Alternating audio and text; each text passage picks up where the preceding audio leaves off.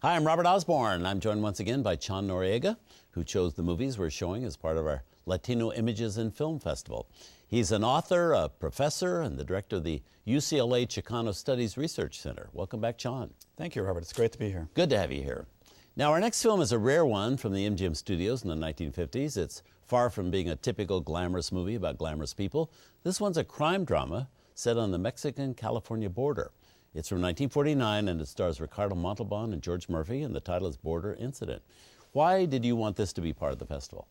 Well, first of all, this is the first film in which Ricardo Montalban is playing a leading role in his MGM contract, right. 1949. Before this, he'd always been kind of Esther Williams' second or third leading man. Second or third, or he had starred briefly in Mexican films before returning to the United States.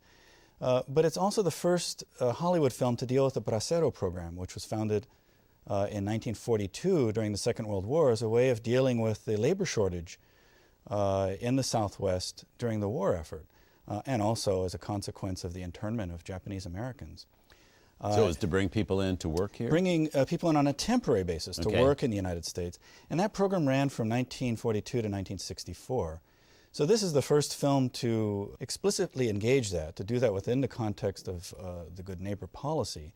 So it's depicting the U.S. and Mexican governments in collaboration around the Bracero program and also around policing the criminal activities that surrounded on both sides of the border.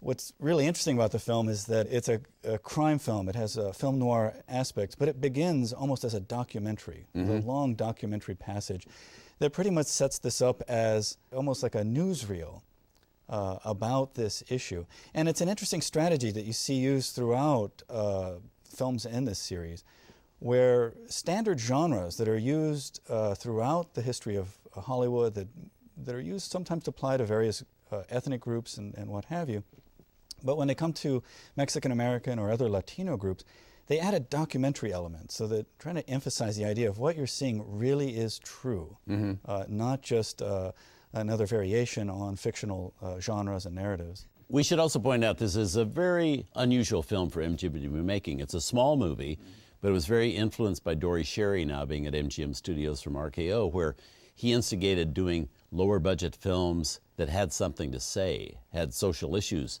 tackled in them and everything, and also using Ricardo Montalban as he'd never been used before. So it was also one of those movies that, kind of like most B Pictures, had more substance to it and was well liked and certainly well directed and well made. So I'm glad you pointed it out too, because it's a movie not many people know.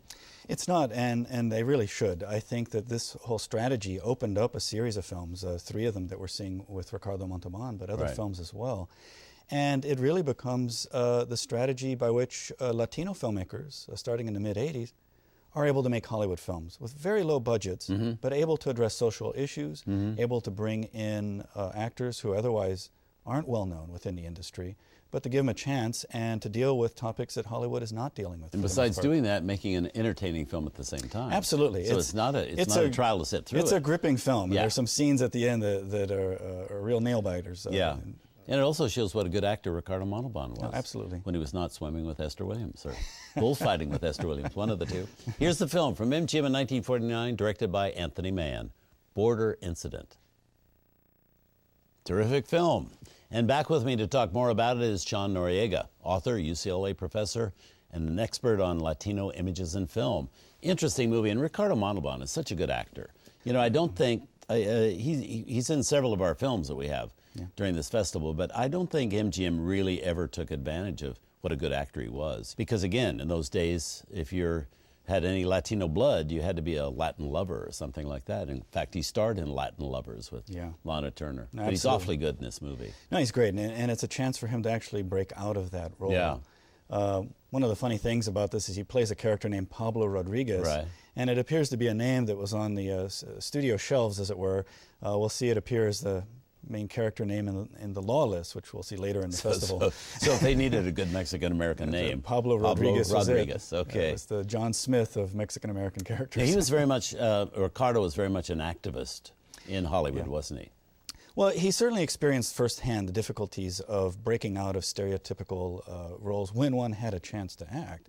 And so in 1970, in the midst of the civil rights era and social protest movements, he formed Nosotros, which was a Latino actors advocacy group, and really played a very high-profile role, and it was a very risky role for him to play, to go out publicly and critique the industry for its failure to, one, hire Latinos on a par with their numbers within the profession, but also to really think creatively about the roles, the range of roles that they would be able to play.